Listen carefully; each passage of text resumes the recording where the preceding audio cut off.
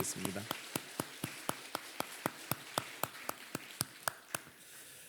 오늘 우리에게 주시는 하나님의 말씀 구약 성경 창세기 28장 18절에서 22절까지 말씀 함께 보시겠습니다.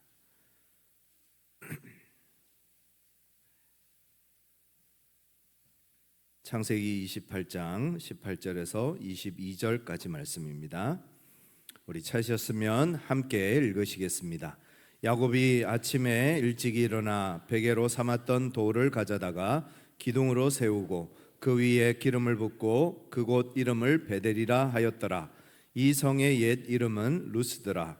야곱이 서원하여 이르되 하나님이 나와 함께 계셔서 내가 가는 이 길에서 나를 지키시고 먹을 떡과 입을 옷을 주시어 내가 평안히 아버지 집으로 돌아가게 하시오면 여호와께서 나의 하나님이 되실 것이요 내가 기둥으로 세운 이 돌이 하나님의 집이 될 것이요 하나님께서 내게 주신 모든 것에서 10분의 1을 내가 반드시 하나님께 드리겠나이다 하였더라.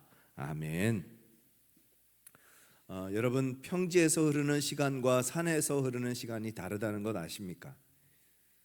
평지에서는 24시간이 지나지만 산에 올라가면 5분밖에 흐르지 않습니다. 왜냐하면 얼마나 더 가면 돼요? 5분이요. 얼마나 더 가면 돼요? 5분이요. 그래서 산에서는 5분밖에 없다, 그런 얘기입니다. 산에 가면 꼭 참조해야 하는 것이 하나 있죠. 그게 뭐냐? 이정표입니다. 이정표를 잘못 읽으면 엉뚱한 곳에 가 있기도 하고 또 때로는 큰 위험을 만나기도 합니다. 그래서 이정표를 잘 찾고 이정표를 잘 보고 다니는 것이 참 중요합니다. 마찬가지로 우리의 인생도 이정표가 있습니다. 그리고 그 이정표를 잘 확인하고 이정표를 잘 따라다니는 것이 참 중요합니다. 이정표가 두 가지 점에서 중요한 의미를 가집니다. 첫 번째로는 우리가 하려고 하는 일을 얼마나 어디까지 이루었는지를 확인하는 성취의 척도가 되기 때문에 그렇습니다. 인생에 성공이라는 게 있을까요? 사실 끝을 봐야 성공이 있지 않습니까? 그런 의미에서 인생에서는 성공이라는 게 없습니다. 단지 그 성공이라는 목표를 향해서 나아가는 성취만 있을 뿐입니다. 그런 의미에서 성공을 향해서 나아가는 과정에서 얻는 기쁨을 성취라고 할 수 있겠습니다. 두 번째로 우리가 가려는 길에서 얼마나 멀리 떨어져 있는지를 확인하는 것이 이정표가 됩니다. 우리가 얼마나 목표하는 바에서 떨어져 있는지, 얼마나 잘못 살고 있는지, 혹은 잘못된 길을 가고 있는지를 확인하는 것이 이정표를 통해서라는 것입니다. 잘못된 길을 가는 것을 실패라고 보기보다는 실의라고 할 수 있겠습니다. 인생에 실패는 없죠. 단지 실패를 향해서 나아가는 실수와 여러 가지 실의가 있을 뿐입니다. 여러분, 올 한 해 지나오면서 성취가 많으십니까? 실의가 많으십니까? 성취한 것도 또 있을 것이고 실의한 것도 아마 있으실 겁니다. 우리가 새해를 준비하고 있는데 2024년에는 성취가 더 많으신 그런 한 해가 되시기를 간절히 축복합니다. 실의가 많지 않고 성취가 많은 한 해를 보내려면 우리가 어떻게 살아야 하는지 오늘 말씀 속에서 하나님께서 우리에게 주시는 음성을 각자의 마음속에 담는 시간이 되기를 원합니다.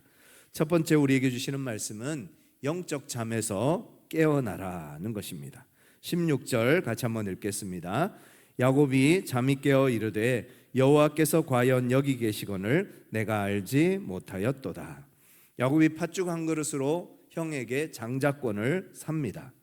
그것도 모자라 어머니 리브가와 짜고 아버지를 속이고 형 에서를 속여서 형 에서가 받아야 할 그 축복을 이 야곱이 가로챕니다.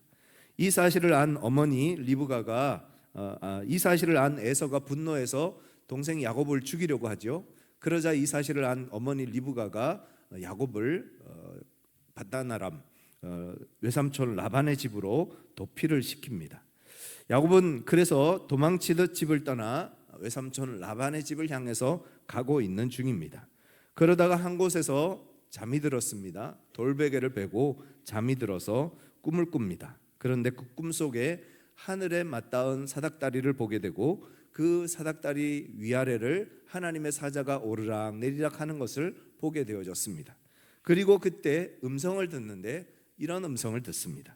창세기 28장 3절 4절 전능하신 하나님이 내게 복을 주시어 내가 생육하고 번성하게 하여 내가 여러 족속을 이루게 하시고 아브라함에게 허락하신 복을 내게 주시되 너와 함께 내 자손에게도 주사 하나님이 아브라함에게 주신 땅 곧 내가 거류하는 땅을 내가 차지하게 하시기를 원하노라. 야곱은 장자권을 가지면 다 가진 줄 알았습니다. 야곱은 축복을 얻으면 다 얻은 줄 알았습니다. 그런데 이날 주님을 만나고 나니까 다른 복이 있더라는 거죠. 아니, 진짜 복이 있더라는 겁니다. 그 진짜 복이 무엇이냐? 아브라함에게 주셨던 그 복이 진짜 복이라는 것을 알게 됩니다. 야곱은 평생 물질과 돈을 위해서 살았습니다. 더 많이 가지면 행복하고 더 많은 것을 소유하면 행복할 줄 알았습니다. 그런데 오늘 이 자리에서 하나님을 만나고 나니까 그동안 자신이 믿었던 것이 잘못된 것이라는 것을 알게 됩니다. 야곱은 누구보다도 열심히 살았던 사람입니다. 그가 장자권을 얻기 위해서 어떤 노력을 했습니까? 형이 사냥하러 간 사이에 팥죽을 열심히 끓여서 그 팥죽을 가지고 그 장자권을 사게 됩니다. 한번 생각해 보세요. 형이 언제 돌아올 줄 알고 팥죽을 끓입니까? 팥죽은 끓여보신 분들은 아시겠지만 쉽게 탑니다. 그죠? 그러면 그 팥죽을 잘 맛있게 끓이기 위해서 형이 돌아올 때까지 계속해서 그 팥죽을 저으면서 그렇게 타지 않도록 그렇게 음식을 준비했을 것이라는 거죠. 그리고 형이 팥죽을 제일 좋아하는지 어떻게 알았겠습니까? 형이 또 돌아오는 시점에 딱 맞춰서 팥죽은 언제 먹어야 제일 맛있습니까? 모든 음식이 갓 지어야 맛있잖아요. 그죠? 그 형이 딱 집에 도착했을 때 너무너무 배고픈 상황 속에서 팥죽 냄새가 온 집안을 가득 채우고 그래서 팥죽 먹고 싶다 하는 마음이 생길 수 있도록, 그래서 장자권이고 뭐고 그냥 장자권 팔아버릴 수 있는 그런 마음이 되도록 만들기 위해서 야곱은 얼마나 열심히 준비했을까요? 야곱은 그만큼 용이 주도한 사람이고 자신이 원하는 것을 이루기 위해서는 무슨 일이든 하는 사람이 야곱이었다는 겁니다. 그런 야곱이 외삼촌 집에 가서 외삼촌이 가지고 있는 그 양들을 자신의 것으로 삼기 위해서도 별의별 일들을 다 하고 온갖 수단과 방법을 다 동원해서 결국 그 외삼촌의 양들을 자기 것으로 삼아갑니다. 그래서 나중에는 외삼촌에게 미움을 받고 또 외사촌들에게 질투를 당하는 그런 일을 경험하게 됩니다. 야곱은 복을 얻기 위해서는 무엇이든지 할 수 있는 사람이었습니다. 돈과 재물을 얻기 위해서는 어떤 일이든 할 수 있는 사람이었습니다. 아버지도 속이고 형도 속이고 외삼촌도 속이고 사촌들도 속일 수 있는 그런 사람이었습니다. 왜 그렇게 살았을까요? 그것이 복인 줄 알기 때문에, 그 재물과 돈이 인생의 가장 축복된 복이라고 생각했기 때문에 그것을 얻으려고 최선을 다했던 사람이었습니다. 그러나 야곱은 영적으로 잠들어 있었습니다. 야곱이 원했던 돈과 재물, 그 모든 것이 진정한 복이라고 생각했는데 베델에서 하나님을 만나고 나니까 그게 진짜 복이 아니라는 것을 깨달았습니다. 진짜 복은 하나님이 주시는 것이라는 것을 알게 됩니다. 많은 사람들이 눈에 보이는 이정표를 찾아서 다닙니다. 눈에 보이는 복을 얻기 위해서 정말 수단과 방법을 가리지 않고 살아갑니다. 돈과 명예와 권력과 세상의 영광과 성공을 위해서 최선을 다합니다. 그러나 그 모든 것들을 다 얻고 나면 어떻습니까?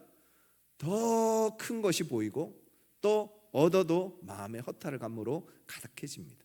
내가 이런 걸 위해서 그렇게 평생 고생하면서 살았나 하는 그런 허탈함을 얻게 되더라는 거죠. 진정한 복은 하나님이 주시는 복입니다. 진정한 복은 복을 주시는 하나님을 아는 것입니다. 전능하신 하나님, 만복의 근원 되신 하나님, 그분을 알 때 우리는 참 만족을 얻게 되는 것입니다. 사람을 보며 세상을 볼 때 만족함이 없었네. 나의 하나님, 그분을 뵐 때 나는 만족하였네. 세상 속에 만족이 없습니다. 세상의 것을 통해서 만족을 찾으려고 아무리 애를 써도 진정한 만족을 얻을 수 없습니다. 진짜 만족은 주님 안에 있기 때문에 그렇습니다. 인생의 진정한 만족은 돈이나 명예나 세상적인 성공에 있지 않고 만복의 근원이신 하나님께 있습니다. 우리는 하나님이 주시는 복을 위해 사는 삶이 아니라 하나님을 위해서 사는 삶을 살아야 한다는 것입니다. 하나님이 주시는 복이 아니라 하나님을 위해서 살 때 우리는 다 얻는 삶을 누리게 된다는 것입니다. 하나님이 주시는 복을 탐내며 사는 사람은 복은 얻을 수 있을지 몰라도 하나님을 잃어버리는 경우들이 많습니다. 그러나 하나님을 얻으면 다 얻습니다. 다 가지게 됩니다. 퇴근하고 돌아오는 아빠의 손에 들려있는 까만 봉다리를 바라보는 자녀가 아니라 아빠를 바라보고 아빠를 사랑하고 아버지를 그리워하고 아버지를 만나고 아버지와 함께 사랑의 교제를 나누는 그 은혜와 축복을 누리는 저와 여러분들 되시기를 간절히 축원합니다. 그러기 위해서는 영적인 잠에서 깨어나야 합니다.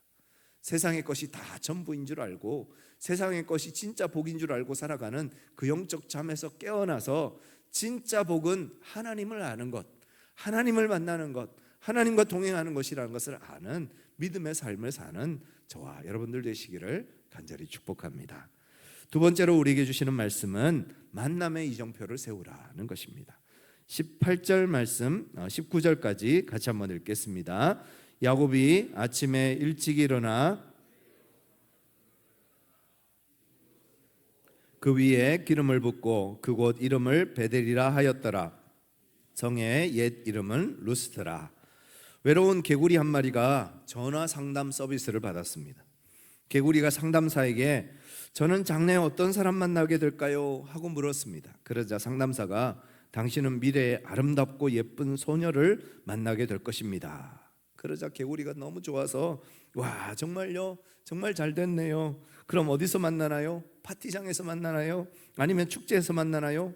그러자 상담사가 하는 얘기가 아니요, 생물 시간에 만나게 될 것입니다. 누굴 만나느냐가 참 중요하다는 이야기죠.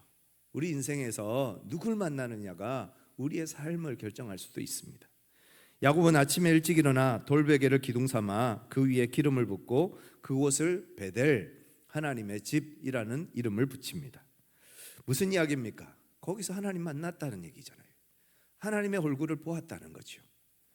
우리가 삶의 이정표를 잘 찍는 것 중요합니다. 태어나고 입학하고 졸업하고 군대 갔다 오고 또 취업하고 결혼하고 집 사고 아이를 낳고 성공하고 출세하고 또 명예롭게 은퇴하고 마지막 길을 준비하는 것 다 중요합니다. 그러나 진짜 중요한 것은 하나님을 만나는 만남의 이정표가 있느냐는 거예요. 여러분 2023년 한 해 하나님을 만나셨습니까? 하나님을 어디서 어떻게 얼마나 만나셨습니까? 하나님을 만나는 경험이 우리에게 있어야 한다는 거예요. 교회를 매주 다니고 예배를 매주 드려도 하나님 만나는 경험이 없이 교회 다니면 참 불행한 겁니다. 참 불쌍한 겁니다. 1년 내내 교회를 다니는데도 하나님을 한 번도 만난 경험이 없다. 그러니까 교회 다니는 게 재미가 없고 교회 다니는 게 지루하고 교회 나오면 졸기밖에 할 게 없는 거예요. 하나님을 만난다, 그 말은 다르게 말하면 하나님의 얼굴을 보았다라는 말입니다. 이 얼굴이라는 단어는 히브리어로 파님입니다. 하나님이 우리의 얼굴을 보고 계시고 우리가 하나님의 얼굴을 볼 수 있다는 거예요. 하나님을 보았다, 하나님을 만났다. 믿음의 사람들이 이런 고백을 하는 거예요. 물론 우리와 똑같은 얼굴을 가지고 계신 하나님은 아니십니다. 그러나 우리가 하나님을 영으로 만나고 하나님을 영적으로 체험하고 하나님을 경험하는 삶을 살아가게 하신다는 것입니다. 시편 27편 4절 같이 한번 읽겠습니다. 내가 여호와께 바라는 것 한 가지일 그것을 구하리니 곧 내가 내 평생에 여호와의 집에 살면서 여호와의 아름다움을 바라보며 그의 성전에서 사모하는 그것이라. 다윗이 꿈이 하나 있었습니다. 소망이 하나 있었습니다. 그게 뭐냐면 하나님의 집에서 하나님의 아름다움을 보기를 원합니다. 하나님을 만나는 그 놀라운 경험을 그 일생 가운데 하면서 살아가다 보니 하나님 만나는 것이 세상의 그 어떤 것보다 더 행복하고 하나님 만나는 것이 그 세상의 그 어떤 일보다 더 중요하다는 것을 깨달았습니다. 왕궁에서 첫날을 보내는 것보다 하나님 문지기로 보내는 것이 훨씬 더 낫다는 것을 다윗은 알았던 거예요. 그래서 주님 만나기를 원하고 주님과 함께 하기를 원하고 주님과 교제하는 것을 가장 일생의 기쁨으로 여기며 살았던 사람이 다윗이었습니다. 여러분, 그러면 우리가 어떻게 하나님을 만날 수 있을까요? 첫째, 말씀을 통해서 우리는 하나님을 만납니다. 하나님의 얼굴 할 때 그 얼굴은 히브리어로 파님입니다. 이 파님은 얼굴이라는 뜻도 있지만 어떤 뜻이 있는가 하면 진설병이라는 뜻이 있습니다. 하나님 앞에 제사할 때 그 장막 안에 진설병을 마련해 놓고 그 진설병을 하나님 앞에 올려드렸던 것처럼 그 떡이 곧 파님, 하나님을 만나는 것이라는 의미입니다. 하나님께 올려지는 거룩한 떡, 생명의 떡이 파님이었고 우리는 말씀을 통해서 하나님을 만납니다. 생명의 떡이신 말씀, 그 말씀을 통해서 우리는 하나님을 만나고 하나님을 경험합니다. 말씀을 통해서 생명의 떡이신 예수 그리스도를 만나고 말씀을 통해서 우리를 만나주시는 성령님을 경험하고 체험하게 됩니다. 지난 1년 동안 한 번도 하나님 만나본 적이 없어요 라고 말씀하시는 얘기는 다르게 말하면 지난 1년 동안 저는 말씀 읽은 적이 없어요 라는 말과 같은 말이 될 것입니다. 우리가 하나님의 말씀을 읽어야 하나님의 말씀을 만나야 그 말씀 속에서 살아계신 하나님을 체험하고 만날 수 있다는 것입니다. 새해에 우리가 새롭게 다시 도전할 수 있기를 원합니다. 2024년 한 해 꼭 성경 일독 한번 해야지, 믿음으로 결단하고 말씀 읽는 자리에 함께 나아가시는 우리 모든 성도님들 되시기를 간절히 축복합니다. 말씀 읽으면 하나님 반드시 만납니다. 왜냐하면 하나님께서 만나주시겠다고 약속하셨기 때문입니다. 두 번째로 우리는 예배를 통해서 하나님의 얼굴을 보게 됩니다. 시편 63편 2절 말씀 같이 한번 읽겠습니다. 내가 주의 권능과 영광을 보기 위하여 이와 같이 성소에서 주를 바라보았나이다. 다윗은 성소에 들어가 하나님의 권능과 영광을 보았다라고 고백합니다. 그런데 이 시편 63편은 어떤 상황인가 하면 다윗이 황무지에서 광야에서 쓴 시편입니다. 그 광야의 성소가 어디 있습니까? 성막이 어디 있습니까? 성전이 어디 있습니까? 아무것도 없어요. 아무것도 없는 광야에서 성소를 경험했다는 거예요. 그 말은 무슨 말입니까? 하나님께서는 꼭 예배당에만 임하시는 것이 아니라 우리가 주님을 만나는 거룩한 성소를 만들 때 그 자리에 주님께서 우리를 찾아와 주시고 우리를 만나 주신다는 거예요. 꼭 예배당에서만 예배드리는 것이 아니라 하나님을 만나는 그 자리가 곧 예배 자리고 그곳이 예배의 처소라는 거예요. 그 자리에서 주님을 만났고 그 주님을 만나고 나니까 비록 나는 지금 황무지에 있지만 먹을 것도 없고 마실 것도 없고 입을 것도 없는 황무지에 있지만 그곳에서 어떤 찬양을 하나님 앞에 올려드리느냐, 배고프지도 않고 목마르지도 않고 오히려 골수와 기름진 것을 먹은 것 같은 영혼의 만족을 누리고 있습니다 라는 고백을 다윗이 고백하고 있습니다. 시편 63편에서요. 하나님을 만나야 배고픔도 잊어버리고 목마름도 잊어버리고 하나님이 주시는 참된 기쁨과 은혜 가운데 감격과 감동 속에서 주님과 함께하는 즐거움을 맛보게 하신다는 겁니다. 이렇게 좋은 것을 왜 우리가 누리지 못하면서 살아가느냐는 거죠. 세 번째, 우리는 하나님의 임재 속에서 하나님을 만납니다. 시편 34편 8절입니다. 같이 한번 읽겠습니다. 너희는 여호와의 선하심을 맛보아 알지어다. 그에게 피하는 자는 복이 있도다. 여호와의 선하심을 알지어다 라고 말하지 않고요, 뭐라고 말씀하고 있습니까? 맛보아 알지어다 라고 말합니다. 여러분, 하나님의 선하심을 맛볼 수 있다는 거예요. 하나님을 그냥 아는 것이 아니라 하나님을 머릿속으로 그냥 하나님 계시네, 아 그러신가 보다 하고 머리로만 아는 것이 아니라 그분을 맛볼 수 있다는 거예요. 그분이 우리 속에 들어오신다는 거예요.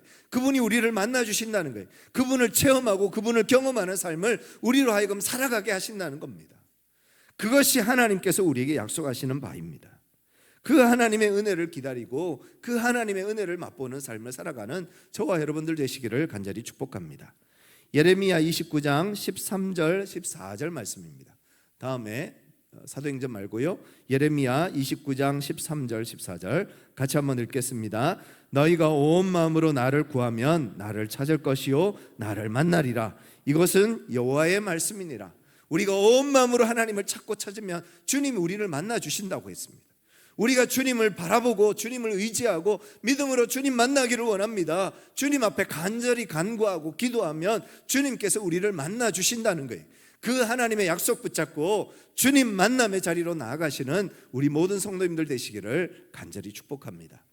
2024년에는 주님 만남의 기쁨의 역사가 우리 성도들 가운데 충만하셔서 만날 때마다 남의 이야기하고 수군수군대는 이야기가 아니라 만날 때마다 나 하나님 만났어, 나 하나님을 경험했어, 하나님을 체험했어, 이런 이야기로 가득한 교회, 그런 이야기로 충만한 교회, 우리 창동제일교회가 되기를 간절히 소망합니다. 세 번째로 우리에게 주시는 말씀은 믿음의 이정표를 세우라는 것입니다. 22절 같이 한번 읽겠습니다. 내가 기둥으로 세운 이 돌이 하나님의 집이 될 것이요 하나님께서 내게 주신 모든 것에서 10분의 1을 내가 반드시 하나님께 드리겠나이다 하였더라. 야곱은 잠에서 깨어나서 자기가 베고 자던 그 돌 기둥을 가지고 그 기둥을 세우고 거기에다가 기름을 붓고 거기에다가 베델이라는 이름을 붙였습니다. 그냥 황량한 광야였어요. 아무도 없고 그냥 돌기둥 하나, 야곱 혼자 있을 뿐입니다.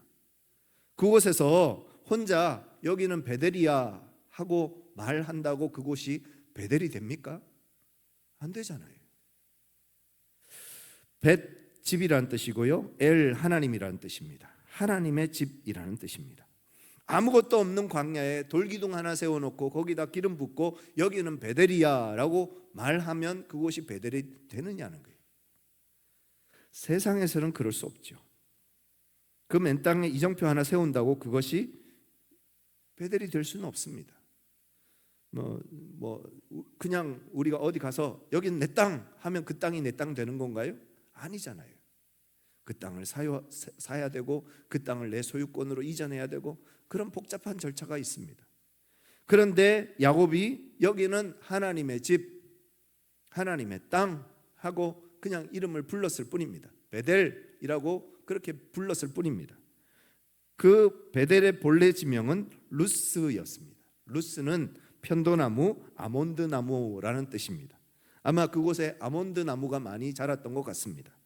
별 의미 없이 그냥 루스라고 불렸습니다. 아몬드나무가 많다는 이유로.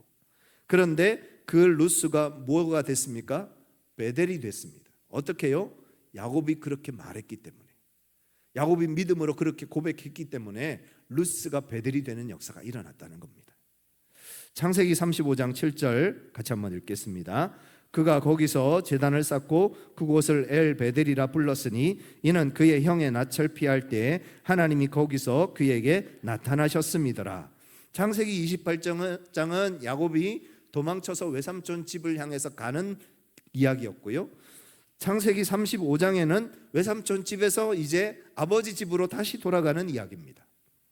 그 아버지 집에서 외삼촌 집에서 아버지 집으로 돌아가는 때에 이제 그 베델에 다시 도착해서 엘 베델, 다시 말해서 베델의 하나님이라는 이름을 그곳에 다시 한번 붙였다는 거예요. 야곱이 믿음으로 그곳을 베델이라고 불렀고 하나님은 그 믿음의 선포를 결국 이루셔서 그곳이 베델이 되게 하셨다는 것입니다. 야곱의 믿음의 선포가 현실이 되는 일들이 일어나게 하셨다는 거예요. 하나님은 우리의 고백을 들으십니다.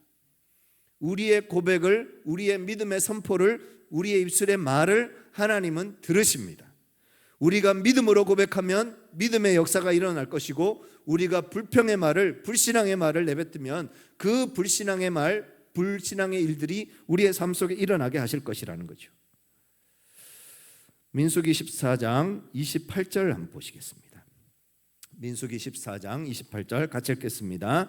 그들에게 이르기를 여호와의 말씀에 내 삶을 두고 맹세하노라. 너희 말이 내 귀에 들린 대로 내가 너희에게 행하리니. 하나님 뭐라고 말씀하십니까? 우리의 말이 하나님 귀에 들린 대로 하나님께서는 행하시겠다는 거예요. 우리가 믿음으로 선포하면 믿음의 역사가 일어날 것이고, 우리가 불평하고 원망하고 하나님을 향해서 우리의 나쁜 마음들을 주님 앞에 토로해내면 그 일들이 그대로 일어나게 하실 것이라는 거예요. 우리가 새로운 한 해에 믿음으로 주님 앞에 나아가기를 원합니다. 그리고 믿음으로 선포하기를 원합니다. 우리의 입술에 말이 바뀌어지기를 원합니다. 왜 이렇게 안 될까? 왜 이렇게 힘들까? 아우 죽겠네, 아우 괴로워, 이런 말이 아니라 비록 힘들고 어렵지만 내 삶은 재앙 같은 삶이지만 그럼에도 불구하고 하나님 나와 함께 하시니까 이곳이 베델이 될 거야. 내 삶이 베델이 될 거야. 하나님의 집이 될 거야. 하나님이 역사하실 거야. 하나님이 도우실 거야. 하나님이 변화시키실 거야. 믿음으로 선포하는 저와 여러분들 되시기를 간절히 축복합니다. 우리의 믿음의 고백을 듣고 하나님이 일하십니다. 우리의 믿음의 선포를 듣고 하나님 역사하십니다. 그 하나님의 역사를, 하나님의 일하심을 체험하는 가슴 떨리는 한 해에, 놀라운 은혜를 경험하는 한 해에, 성령 충만한 한 해에, 성령의 기름 부으심을 받는 한 해에 2024년이 되기를 간절히 소망합니다. 그래서 2024년을 끝내는 그 한 해 마지막 예배 때에 올 한 해 정말 하나님을 많이 만났어, 하나님을 수도 없이 체험해서 하나님이 나와 함께 하시는 것을 매일매일 경험해서 그렇게 고백하고 간증하는 믿음의 주인공, 간증의 주인공 되시는 우리 창동제일교회 모든 성도님들 다 되시기를 간절히 축원합니다. 우리 같이 한번 기도하시겠습니다. 우리가 영적인 잠에서 깨어나게 하여 주시옵소서. 하나님, 세상의 복을 향해서 사는 삶이 아니라 하나님의 복에 눈뜨게 하여 주시고 하나님의 복을 바라보는 믿음의 삶을 살게 하여 주시옵소서. 하나님 만나야 됩니다. 그 만남의 이정표가 우리에게 있게 하여 주시고 하나님을 만날 때 우리의 입술의 고백이 달라지고 우리의 생각이 달라지고 우리의 마음이 달라져서 믿음으로 선포하게 되는 줄 믿습니다.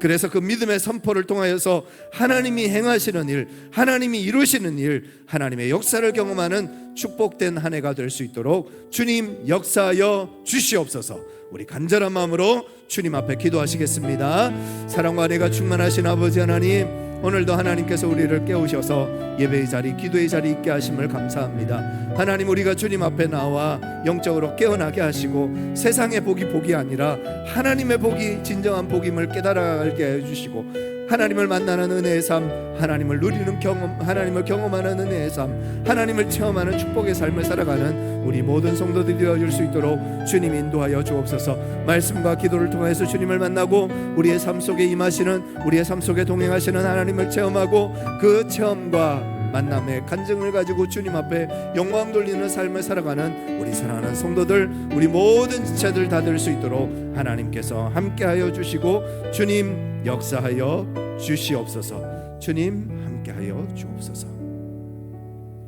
사랑과 은혜가 충만하신 아버지 하나님, 세상의 복을 향해서 자신의 목숨 걸고 달려갔던 야곱처럼 어리석은 삶을 살지 말게 하시고 하나님의 복, 하나님이 주시는 복, 그 하늘의 복을 바라보면서 믿음으로 살아가는 저희들 될 수 있도록 주님 인도하여 주시옵소서.